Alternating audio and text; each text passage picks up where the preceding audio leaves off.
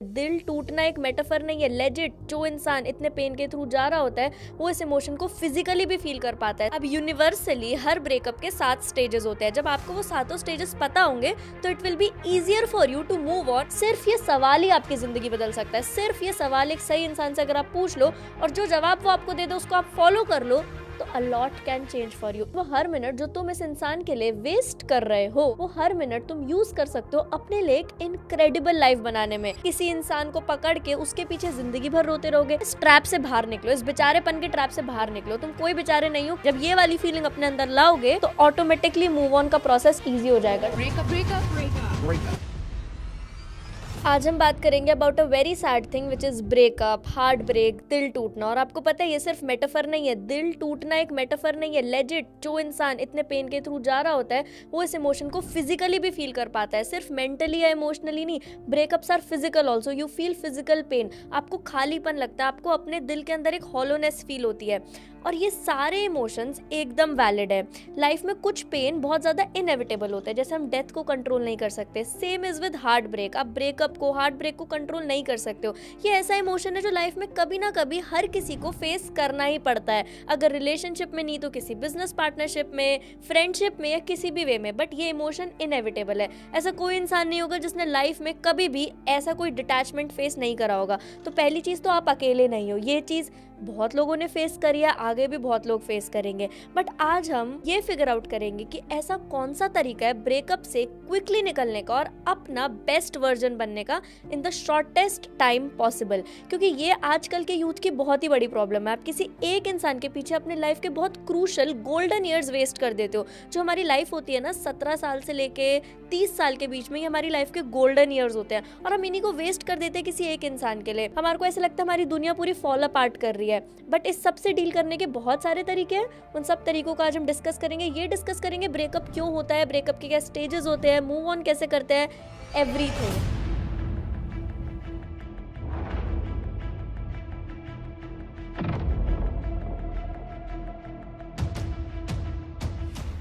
पहले तो ये चीज़ समझना बहुत ज़रूरी है कि जब भी आपका ब्रेकअप होता है आप उससे क्विकली तो नहीं निकल पाओगे। ब्रेकअप अपने साथ सफरिंग लेके आता है and I want you to suffer your sufferings, but just remember sufferings don't define you, they just refine you. और इस सफरिंग से निकल के हमें अपना मोस्ट कॉन्फिडेंट सेल्फ बनना है। बिकॉज एक चीज़ याद रखना, आपका हर breakup is just taking you closer to that perfect person जिसके साथ आप अपनी पूरी जिंदगी बताने वाले हो। तो इस पॉजिटिव आउटलुक से आगे बढ़ना है। पर पहली चीज़ तो ये कि ब्रेकअप्स होते क्यों है। आप खुद कोई एक्सक्यूजेस देते रहते हो कि हमारा रिलेशनशिप बहुत ज्यादा कॉम्प्लिकेटेड है, वो इंसान अभी किसी और चीज में बिजी है, अभी उसको अपने करियर को टाइम देना है, अभी उसकी फैमिली को टाइम देना है and all of this. But the point is कि आपको कॉम्प्रोमाइज क्यों करना है। When you know that the other person doesn't want to be with you, then why the hell do you want to compromise. Ultimately हमें इतनी बड़ी दुनिया में अपने लिए सिर्फ एक इंसान ढूंढना है, लेजिट जस्ट एक इंसान। क्या आप अफोर्ड कर सकते हो उस एक को भी गलत ढूंढने के लिए? खुद को इस चीज के लिए कन्विंस मत करो कि उनका बिहेवियर एक्सेप्टेबल है जस्ट बिकॉज आप अकेले नहीं रह सकते हो। Learn to live alone, learn that आपको सिर्फ एक इंसान ढूंढना है तो वो एक इंसान आपके सारे क्राइटेरियाज में फिट बैठना चाहिए। वो एक इंसान जितना आप उसे प्यार करते हो उतना वो भी आपको प्यार करना चाहिए। एंड सबसे इंपॉर्टेंट चीज, अगर एक बार किसी ने डिसाइड कर लिया है कि उनको आपके साथ नहीं रहना, then no amount of Instagram stories, रात को drunk call, text would bring them back. हो सकता है वो थोड़े टाइम के लिए वापस आ भी जाए, बट अल्टीमेटली अगर उन्होंने डिसाइड कर लिया कि उनको आपके साथ नहीं रहना तो ये सारी चीजें करना बिल्कुल बंद कर दो। कोई इमोशनल स्टोरीज मत डालो, कोई ड्रंक कॉल्स मत करो, कोई उल्टे सीधे टेक्स्ट मत करो, ना उनके दोस्तों से पूछो कि वो कैसे है, ना किसी को बताओ कि तुम कैसे हो। और आपको पता है ब्रेकअप ईजी क्यों नहीं है? बिकॉज ये जमाना सोशल मीडिया का है। शायद पहले के टाइम में जब दो लोग अलग हो जाते होंगे तो वो एक दूसरे को कभी भी नहीं देख पाते होंगे, बट अब आपको उन्हें रोज देखना है। रोज आप उनकी स्टोरीज देखते हो, रोज आप देखते हो वो कहाँ घूम रहे हैं, कहाँ नहीं घूम रहे, और आपके स्टॉकिंग स्किल्स इतनी अच्छी हो जाती है ये सब करते हुए कि आप ये देखते हो वो किस किस को फॉलो कर रहे हैं, फिर वो जिन जिन लोगों को फॉलो करते हैं आप ये देखते हो अरे this is the same guy जिसको इसने उस दिन फॉलो करा था और ये दोनों सेम जगह पर है, ये दोनों सेम रेस्टोरेंट्स पे। On all of this gives you so much stress because आप उनको हर दिन देख रहे हो। इसलिए फर्स्ट थिंग इज प्लीज उनको देखना बंद कर दो। Don't talk about them, don't see them, then eventually you'll stop thinking about them also. Instagram और YouTube का एल्गोरिदम बहुत ज़्यादा स्मार्ट है. आपका दिल टूटा हुआ होता है, आप एक दो ब्रेकअप के पोस्ट्स को लाइक करते हो, फिर आपको रोज दिन भर वही पोस्ट, वही स्टोरीज, वही सब दिखता रहता है जिसमें लोग बताते हैं कि उनका कैसे इतना ज़्यादा दिल टूटा या कैसे वो आज भी जिंदगी भर से एक ही इंसान को प्यार करते हैं. बट प्लीज़, जैसे ही आपको ऐसी कोई भी स्टोरी, कोई भी रील दिखे, क्विकली आपको एक ऑप्शन मिलता है नॉट इंटरेस्टेड का, आपको वो दबा देना है. हो सकता है उस टाइम पे आपको वो दबाने का मन ना करे, बट ट्रस्ट मी, जब आप वो नॉट इंटरेस्टेड का ऑप्शन बार बार ऐसे हर गंदे पोस्ट पे दबाते रहोगे तो आपको सोशल मीडिया फीड खुद ही क्लीन हो जाएगी. फिर हो सकता है आपको कुछ मोटिवेशनल चीज़ें दिखे, हो सकता है आपको अच्छे अच्छे रेस्टोरेंट्स दिखे, कुछ खाने की चीज़ें दिखे, एनिमल्स दिखे, what which is not about breakup, आपको वो सब दिखे. बट जब तक आप उन्हीं चीज़ों से एंगेज करते रहोगे, आपको इंस्टाग्राम एंड यूट्यूब वही सब चीज़ें दिखाते रहेंगे. So don't let your feed consume you. अपनी फीड को खुद क्लीन करना सीखो. एंड आपको पता है, पूरा दिन हमारा अच्छा चल रहा होता है, सब कुछ अच्छा अच्छा जा रहा होता है, और हम ऐसी कोई सैड सी रील देख लेते हैं, ऐसी कोई सैड सी स्टोरी देख लेते हैं जिससे फिर हमारा पूरा माइंड हो जाता है. बट हमें इसी चीज़ से बचना है. हमें खुद कंट्रोल करना है अपने सोशल मीडिया को, सोशल मीडिया से खुद कंट्रोल नहीं होना है. इसलिए नॉट इंटरेस्टेड का ऑप्शन जो हमें सोशल मीडिया ने दिया है वो बहुत ही इंपॉर्टेंट है. जैसे कुछ भी ऐसा दिखे, सीधा नॉट इंटरेस्टेड, सीधा ऐसे सेक्शन में डाल दो ताकि इंस्टाग्राम को पता लग जाए ये इंसान इस टाइप के दुख भरे, दिल टूटे कंटेंट में इंटरेस्टेड नहीं है. अब यूनिवर्सली हर ब्रेकअप के 7 स्टेजेस होते हैं. जब आपको वो 7 स्टेजेस पता होंगे तो it will be easier for you to move on and easier for you to know कि अभी आप कौन से स्टेज पे लाए करते हो, ताकि आप समझ पाओ कि ये जो हो रहा है ये सबके साथ हो रहा है. आप कोई बहुत अनोखे इंसान नहीं हो जो ये फीलिंग्स को फेस कर रहे हैं. पहला स्टेज किसी भी ब्रेकअप का ये होता है that you have obsession for the answers. आपको जानना है कि आपके साथ ऐसा क्यों हुआ, आप आंसर्स सीख करते हो. बेसिकली आपको एक क्लोजर चाहिए. But let me tell you, closure is a lie. क्या होगा अगर आपको क्लोजर मिल भी जाएगा? Will the outcome change? No, right? So अगर आपको क्लोजर मिल रहा है तो बहुत अच्छी बात है, नहीं मिल रहा तो प्लीज उसको चेज मत करो, because closure is a lie. Second stage is denial, जिसमें अब आपने आंसर सीख करना तो बंद कर दिया है, बट आप ये एक्सेप्ट करने को तैयार ही नहीं हो कि आपका ब्रेकअप हो गया. आप सोच रहे हो कि एक बुरा सपना है, मैं कल उठूंगा तो सब सही हो जाएगा.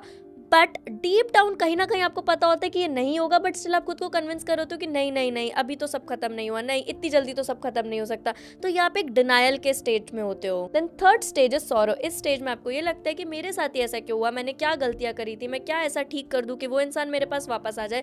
आप बहुत ज़्यादा इस स्टेट में रोते हो, आप बहुत ज़्यादा इमोशनल टर्बुलेंस फेस करते हो when you are in the third stage of your breakup. Then fourth stage, जो आई बेग हर इंसान को अवॉइड करनी चाहिए, बट मोस्टली लोग करते ही है, विच इज़ रीलैप्स. आप जाते हो उस इंसान के पास, फिर से उसको 1 लाख रीजंस देते हो कि उस इंसान को आपके साथ क्यों रहना चाहिए, हर मुमकिन कोशिश करते हो कि वो इंसान आपके पास वापस आ जाए.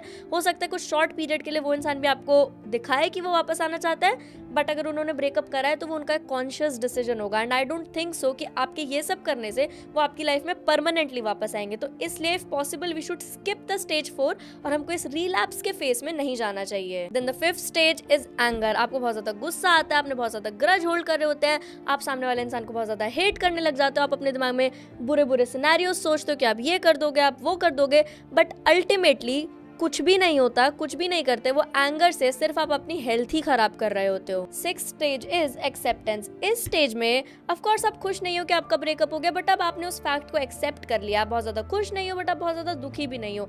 एंड अब आप बस सोच रहे हो कि ठीक है, जो हो गया, शायद यही मेरी किस्मत में लिखा था. But the seventh stage is good, it's very beautiful. वो है होपफुलनेस. अब आप होपफुल हो जाते हो कि हाँ, आप भी दोबारा प्यार कर सकते हो और आपको भी दोबारा प्यार मिल सकता है. आप होपफुल हो जाते हो एक नेक्स्ट रिलेशनशिप के लिए, और शायद आप एक नेक्स्ट रिलेशनशिप में आ भी जाते हो. And let me tell you something, प्यार एक बहुत ही खूबसूरत चीज़ है. Love is a very good thing. Let no bad person in this world change your perception about love. हो सकता है आपको कोई ठीक इंसान नहीं मिला, बट प्यार बुरी चीज़ नहीं है. प्यार इस दुनिया की शायद सबसे खूबसूरत चीज़ है. तो हमेशा होपफुल रहना है कि आपको दोबारा प्यार मिलेगा और वो इंसान बहुत अच्छा होगा. जैसे कि मैंने आपको पहले भी बोला, every breakup is just a stepping stone towards the final person. तो उसी थॉट प्रोसेस के साथ हमें आगे बढ़ना है. अब मैं जो बोलूँगी वो बहुत ध्यान से सुनना. एक ब्रेकअप में सामने वाले को जितनी जल्दी आप फॉरगिव कर दोगे, उतनी जल्दी आप मूव ऑन कर जाओगे. बट अब द पॉइंट इज, हो सकता है सामने वाले ने माफ़ी मांगी ना हो, बट इधर ही तो आपको पता लगेगा कि आप कितने ज्यादा स्ट्रांग हो। Mark my words, you'll never know how strong you are until you have forgiven someone who has not apologized and you have accepted an apology which you never received। हम लोग ना हीलिंग के process को गलत तरीके से देखते हैं। लोगों को ऐसा लगता है कि हीलिंग मतलब पेन अब एग्जिस्ट नहीं करता तो आप हील कर गए, बट हीलिंग इज कि पेन तो एग्जिस्ट करता है बट अब उस पेन ने आपको इफेक्ट करना बंद कर दिया है। और आपको पता है आपको उस इंसान को फॉरगिव करना पड़ेगा, इसलिए नहीं क्योंकि वो इंसान फॉरगिवनेस डिजर्व करता है या वो उस इंसान की कोई मजबूरी थी जो उसने आपके साथ ऐसे करा। Not all of that Krebs, because that person doesn't deserve forgiveness, still you'll have to forgive them because you deserve peace। और आपको पीस कब मिलेगी? जब आप उनको फॉरगिव कर दोगे, जब आप ये सोचना बंद कर दोगे कि वो इंसान कितना बुरा था। मतलब आपको उनके बारे में सोचना ही नहीं है, गुड बैड अगली कुछ भी नहीं सोचना है। अब हमें एक ब्रेकअप से कैसे हील कर सकते हैं उसके लिए ये जानना जरूरी है कि जब वो ब्रेकअप हो रहा होता है तो हमारी बॉडी में क्या क्या चेंजेस होते हैं। बिकॉज हमारी बॉडी में बहुत सारे चेंजेस होते हैं, फिजिकल लेवल पे, मेंटल लेवल पे, न्यूरोलॉजिकली, फिजियोलॉजिकली, साइकोलॉजिकली, जितने भी टाइप के चेंजेस हो सकते हैं वो सब होते हैं। क्योंकि ब्रेकअप एक बहुत ही कॉम्प्लेक्स चीज़ है, ऐसे नहीं कि बस एक इंसान आपकी लाइफ से अलग हो गया, वो आपको ऊपर से नीचे तक अफेक्ट करता है। तो इस कॉम्प्लेक्स इमोशन के साथ अलग अलग टाइप की डिस्टर्बेंसेस जुड़ी हुई है। तो एक बार हम उन सारे डिस्टर्बेंसेस को फिगर आउट कर लेंगे तो देन हमें ये समझ आ जाएगा कि इससे कैसे हील करना है। प्यार एक ड्रग की तरह होता है और जब आप किसी इंसान के साथ होते हो तो आपकी बॉडी में बहुत सारे केमिकल्स रिलीज होते हैं। सेरोटोनिन, डोपामीन, ऑक्सीटोसिन, ये सब कॉकटेल ऑफ हार्मोन्स जब रिलीज होते हैं तो आप उस इंसान से एडिक्ट हो जाते हो। एक्चुअली आप उस इंसान से नहीं, आप उस फीलिंग से एडिक्ट हो जाते हो जो आपको उस इंसान के साथ मिलती है। क्योंकि ये सारे हॉर्मोन्स अपने पीक पे होते हैं जब आप उस इंसान के साथ होते हो, बट जब फिर वो रिलेशनशिप टूटता है तो ये सारे हॉर्मोन्स खुद को विड्रॉ कर लेते हैं और आप अंदर से बहुत हॉलो फील करते हो। आप उस फीलिंग को एक्सट्रीमली मिस करते हो जो आपको उस टाइम पे उस इंसान के साथ आ रही थी। इस चीज को हम साइंटिफिक टर्म्स में ऑक्सीटोसिन विड्रॉल भी कहते हैं। कुछ स्टडीज ये भी दिखाते हैं कि जिन लोगों का दिल टूटा हुआ होता है उनको एक ब्रोकन हार्ट सिंड्रोम हो जाता है, क्योंकि एक्सट्रीम स्ट्रेस की वजह से आपके जो हार्ट की मसल्स होती है वो एक्सट्रीमली रिलैक्स हो जाती है। इसलिए बहुत बार दिल टूटना इन लिटरल टर्म्स दिल टूटना हो जाता है। ऑल्सो आप फिजिकली बहुत हॉलो फील करते हो, आपको ऐसा लगता है कि कोई आपको क्रश कर रहा है, आपको खाने का मन नहीं करता, आपको बाहर जाने का मन नहीं करता, रात को सोते हो तो सुबह उठने का मन नहीं करता। तो ये सारे सिनेरियोज होते हैं जब हम एक ब्रेकअप के थ्रू जा रहे होते हैं। ब्रेकअप के बाद the pain is not only in your head, it is in your body too. तो हमको इस पेन से होलिस्टिकली डील करना है, एक फिजिकल लेवल पर भी और एक मेंटल लेवल पर भी। अब देखो, इस बुरी फीलिंग से जितनी जल्दी निकला जाए उतना ज्यादा अच्छा है। ब्रेकअप बहुत सैड चीज है, हाँ है, बट क्या इससे नहीं निकला जा सकता? बिल्कुल निकला जा सकता है। क्या लाखों करोड़ों अरबों लोग इस फीलिंग से नहीं निकले? सब निकले हैं। आपको शायद इस टाइम पे ऐसा लग रहा हो नहीं मेरा ब्रेकअप तो सबसे ज्यादा बुरा था, नहीं मेरे साथ तो चीटिंग हो गई, मेरे साथ तो ये हो गया वो हो गया, बट ब्रेकअप सभी बुरे होते हैं। जो आपके साथ हुआ है शायद उससे भी बुरा किसी और के साथ हुआ होगा। Breakups are normal, divorce is normal, ये सब चीजें नॉर्मल हैं, बहुत लोगों के साथ पहले भी हुई हैं, आगे भी होंगी, तो इससे निकला जा सकता है। इस चीज की तो अश्योरिटी हमारे पास है। अब तुम ये सोचो कि वो हर मिनट जो तुम इस इंसान के लिए वेस्ट कर रहे हो अपने दिल में इसके बारे में सोच सोच के, वो हर मिनट तुम यूज कर सकते हो अपने लिए एक इनक्रेडिबल लाइफ बनाने में। तुम्हारे माँ बाप ने तुमको पैदा करा, तुम्हारी माँ ने वो 9 महीने का पेन झेलकर तुमको पैदा करा, तुम्हें खिलाया पिलाया पढ़ाया, अपनी हार्ड अर्न्ड मनी तुम पे स्पेंड करी, तुम्हारे को एक खुश जिंदगी देने की पूरी कोशिश करी, इसलिए कि आगे जाके तुम एक किसी इंसान को पकड़ के उसके पीछे जिंदगी भर रोते रहोगे। क्या तुम्हारे पेरेंट्स का, तुम्हारी फैमिली का वो सारा लव एंड सपोर्ट एकदम आप वेन में जाने दोगे, एकदम बर्बाद कर दोगे? ऐसा हमें बिल्कुल भी नहीं करना है। इसलिए हमको हर मोमेंट पे जब हम मूव ऑन कर रहे हैं हमको ये याद करना है कि हमारे आसपास वाले हमसे कितना ज़्यादा प्यार करते हैं। हमारे आसपास वाले, हमारे माँ बाप ने हमको एक सीड को धीरे धीरे नर्चर कर करके एक पौधा बनाया है, तो हमको उस पौधे को ऐसे ही नहीं सूखने देना, हमको उस पौधे को रोज़ पानी देना है, हमको अपने आप में रोज़ इन्वेस्ट करना है, अपनी स्किल्स में रोज़ इन्वेस्ट करना है, अपने बॉडी में फिजिकली रोज़ इन्वेस्ट करना है। तो अब बात कर लेते हैं कुछ सोल्यूशंस की कि अगर ब्रेकअप जैसी चीज़ हमारे साथ हो जाती है तो हमको उससे मूव ऑन कैसे करना है। तो first thing is always appreciate the spectators view. हमको क्या लगता है जब कोई इंसान हमें समझाता है कि इसको थोड़ी मेरी सिचुएशन के बारे में पता है, इसको थोड़ी वो सारी बातें पता है जो मैंने उस लड़की या लड़के से करी या उस लड़की या लड़के ने मुझसे करी, इसको थोड़ी पता है कि रिलेशनशिप कितना ब्यूटीफुल था या कितना कॉम्प्लेक्स था या क्या क्या प्रॉब्लम्स थी, इसको कुछ नहीं पता। इसलिए ये तो मेरी सिचुएशन में है नहीं, तो मैं इसकी बात क्यों सुनूं? ये तो मुझे कहेगा ही कि मूव ऑन करना ईजी है, तू ये कर ले ये कर ले ये कर ले। बट हमको एक स्पेक्टेटर का व्यू हमेशा अप्रिशिएट करना है, क्योंकि जब हम उस सिचुएशन में घिरे हुए होते हैं ना, हमारे आस पास बहुत ज़्यादा क्योस होती है, वो सारी बातें, सारी मेमोरीज, हर चीज़ हमें हॉन्ट कर रही होती है, तो हमको क्लियरली कोई रास्ता नहीं दिखता है। तो एक स्पेक्टेटर जो इस सिचुएशन को थर्ड पर्सन पर्सपेक्टिव से देख रहा है, वो आपको बता देगा कि तुमको ये करना है। जिस भी इंसान पे आप ट्रस्ट करते हो उससे पूछ लो कि यार मेरे को सिचुएशन से बाहर निकलना है, प्लीज़ मुझे एक रास्ता दिखा दे कि मुझे कैसे बाहर निकलना है। सिर्फ ये सवाल ही आपकी ज़िंदगी बदल सकता है। सिर्फ ये सवाल एक सही इंसान से अगर आप पूछ लो और जो जवाब वो आपको दे दे उसको आप फॉलो कर लो, तो a lot can change for you. इसलिए थर्ड पर्सन स्पेक्टेटर की बात आप इस केस में ज़रूर सुनना। ये मत सोचना कि इसको आपके बारे में कुछ नहीं पता, उसको सब कुछ पता है, उसको सब कुछ दिख रहा है। आप ही बेवकूफ हो, आपको ही कुछ नहीं दिख रहा है। Second is get a life. ये थोड़ा सा शायद रूड लग रहा होगा आपको, बट ये ट्रू है। एक्चुअली क्या होता है कि जो चीज़ें हमारे अंदर मिसिंग होती है ना, वही हम सामने वाले इंसान में सीख करते हैं। ऑपोजिट अट्रैक्ट्स एक बहुत ही ट्रू चीज़ है। अगर शायद आप बहुत ज़्यादा इंट्रोवर्ट हो तो आपका पार्टनर आप ऐसे ही ढूंढोगे जो शायद बहुत ज़्यादा एक्सट्रोवर्ट हो, जो अपनी सारी फीलिंग्स आपको बताए, क्योंकि आपने वो जिंदगी भर से कभी नहीं किया होगा। तो जो वॉइड हमारे अंदर है, जो कमी हमारे अंदर है, वो हमें वो दूसरे वाला इंसान हमारा फुलफिल कर रहा होता है। तो जब तक वो हमारे साथ रहता है हमको बहुत अच्छा लग रहा होता है, पर जब वो चला जाता है तो वो जो वॉइड था, वो जो हॉलो स्पेस था, वो फिर से हॉलो हो जाता है। तो इसलिए गेट अ लाइफ में आपसे क्यों कह रही हूँ कि जो चीज़ों से आप उसके इंप्रेस होते थे, ट्राई करो कि आप वो चीज़ें भी अपने अंदर इनकलकेट करो। ट्राई करो कि जो चीज़ें आपको लगता है कि यार अरे वाह इसकी लाइफ कितनी अच्छी है, अरे वाह इसने इतनी जल्दी मूव ऑन इसलिए कर लिया क्योंकि इसके पास तो ये 4-5 चीज़ें हैं, तो वो चीज़ें आपके पास भी हो सकती है, वो चीज़ें आप भी इनकॉर्पोरेट कर सकते हो।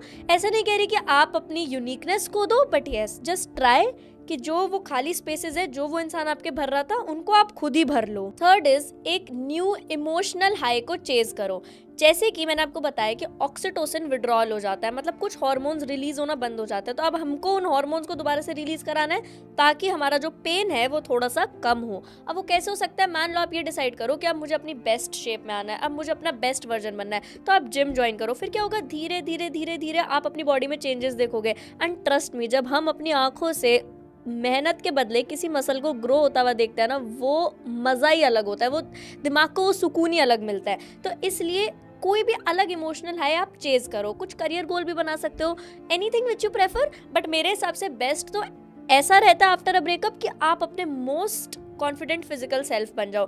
बिकॉज देखो, कोई भी इंसान ना ऐसे इंसान को पसंद नहीं करता जो अपनी लाइफ को लेके ही सीरियस नहीं होता, जो अपनी हेल्थ को लेके ही सीरियस नहीं होता। तो अगर आप ओवरऑल लाइफ में ही बहुत इंटरेस्टिंग पर्सन बनना चाहते हो ना, तो first is take yourself seriously.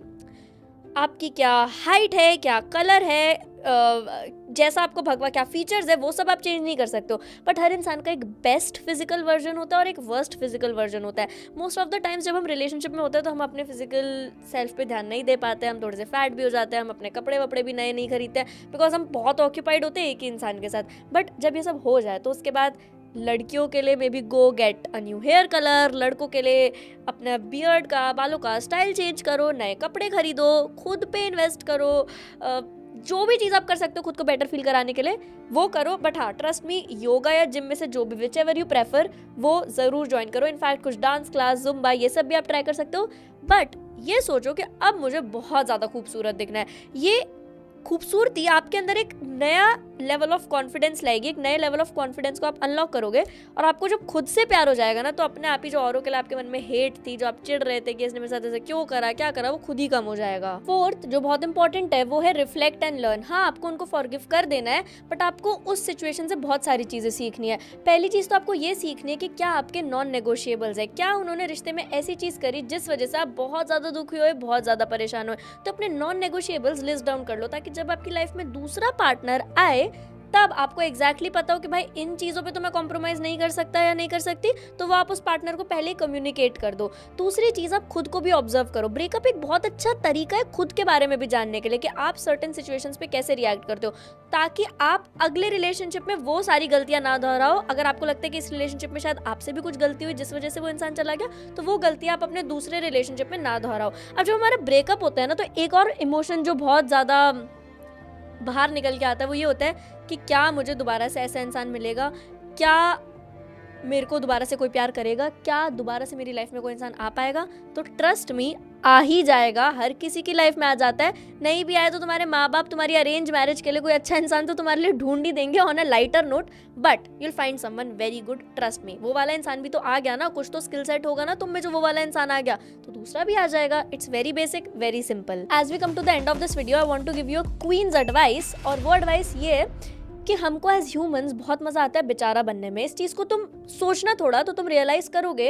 हमको बहुत मज़ा आता है जब हम ये सोचते हैं यार मैंने तो इस रिश्ते में कुछ भी गलत नहीं करा था, मैं तो इतना अच्छा था, मैं तो इतनी अच्छी थी, फिर भी मेरे साथ ये सब हो गया, मैं कितना बड़ा बेचारा हूँ, मेरे साथ क्यों इतना गलत हुआ, भगवान मेरी क्या गलती थी। ये एक ह्यूमन टेंडेंसी है, जब हम बेचारा फील कर रहे होते हैं ना तो हमको बहुत मज़ा आता है।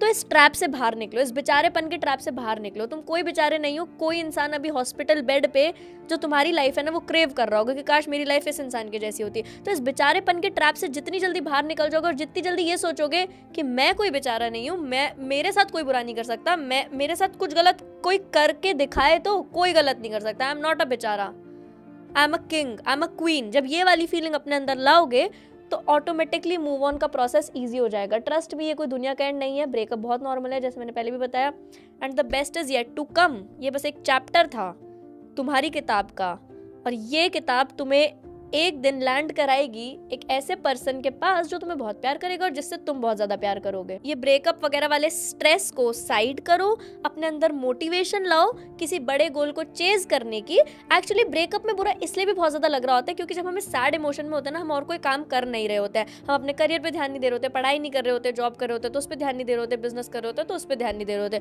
तो होता क्या है कि हमारा ब्रेन ऐसे वायर्ड होता है कि स्ट्रेस कभी भी काम करने से नहीं आता। जिस दिन आपने बहुत ज्यादा काम करा होगा ना, रात को कभी आपको ये नहीं होगा अरे यार कितना स्ट्रेसफुल डे था, आप कहीं ना कहीं अंदर ही अंदर खुश हो गए कि वाओ यार आज मैंने अपने सारे टास्क पूरे करे। But stress comes from not working, क्योंकि जब आप काम नहीं करते हो तो वो daily daily daily daily pile up होता रहता है। आपकी बॉडी रेडी होती है वो काम को करने के लिए, बट आप आलस के मारे वो काम नहीं करते हो, तो उसके बाद आपको बहुत बैड फीलिंग आती है। तो stress doesn't come from working, stress comes from not working. तो इसलिए नॉट वर्किंग वाली चीज को आपको एलिमिनेट करना है। लास्टली इस चीज में आप बिल्कुल भी अकेले नहीं हो। जो भी आपके emotions and feelings, stories, whatever मेरे साथ कमेंट्स में शेयर करो। आई विल मेक श्योर कि मैं सारे कमेंट्स का रिप्लाई करूं because this video is close to my heart and मैं आप सबसे बात करना चाहती हूँ in the comment section. Thank you so much for watching this video. That was Riya Upreti for you.